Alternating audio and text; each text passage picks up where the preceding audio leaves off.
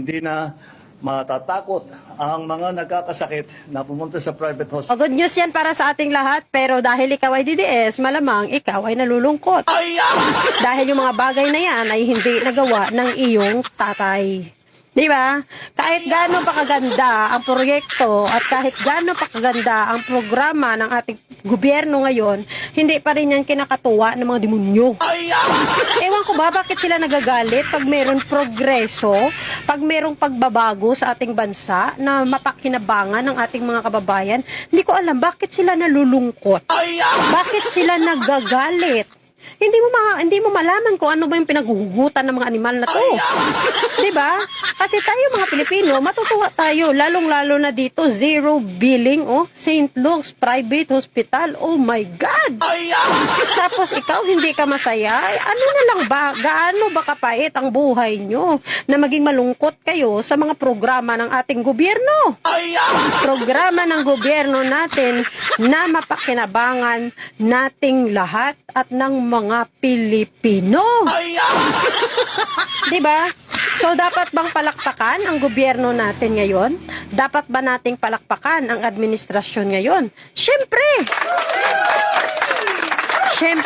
bilang isang Pilipino tayo ay masaya.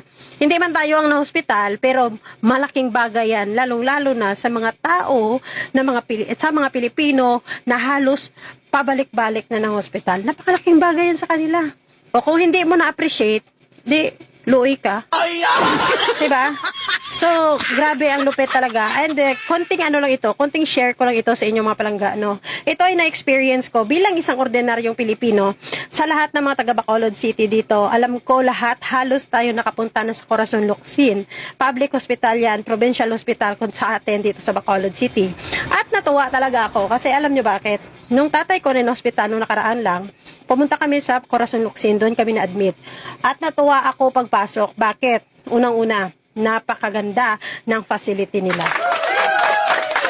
Pangalawa, napakagaling na ng mga nurse nila. Hindi kagaya dati na pagpasok mo pa lang, sinisigawan ka na. Ngayon, pag pumasok ka, nakasmile. Kahit yung mga gwardya.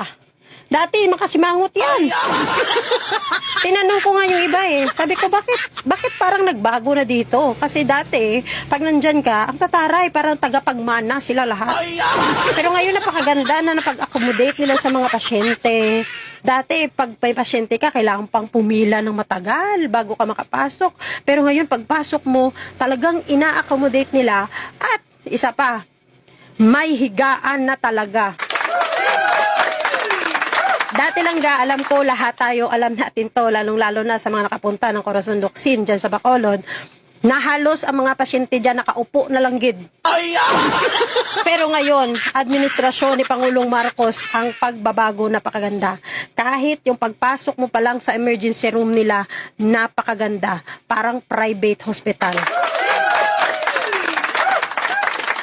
Kahit yung mga kagamitan nila, very modern na din.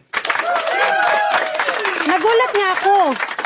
Naglalakad-lakad siya ganyan, Sabi ko, ay, parang ganyan din sa Kuwait.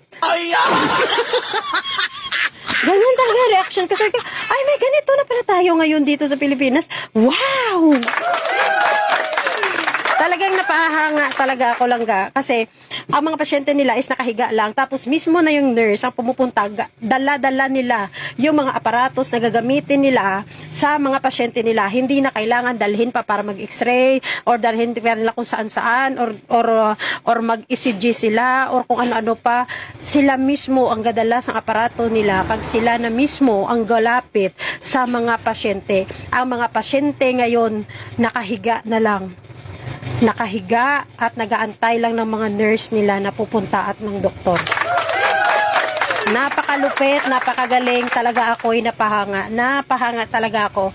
Kaya alam ko, kayo mga kababayan ko Pilipino, tingnan nyo maigi ang inyong mga hospital ngayon. Tingnan nyo yung pagbabago ngayon. Kung meron bang pagbabago sa mga hospital nyo. Kasi kahit ako, na-appreciate ko talaga yung ginawa ng Pangulo natin.